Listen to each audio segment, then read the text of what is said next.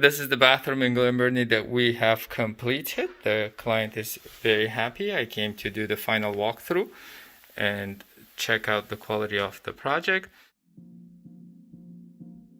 And we are going to redo the whole bathroom. The bathroom is located right above it. The walls, the plywood everything is rotted, but what she's looking for is to replace all of these iron cast pipe and maybe cut it right here, tie it, and put the PVC. We are demoing the entire thing, getting rid of the cast iron tab, all the tile, and we need to replace the drywall and the plywood under because it's not pressure treated, and appliances.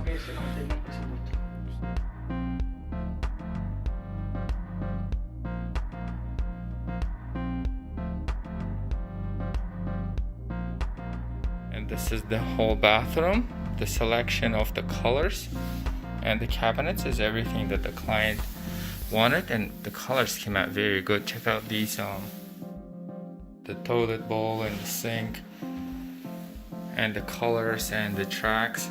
The lights came out very well. So that's the entire bathroom, and the grout is laid.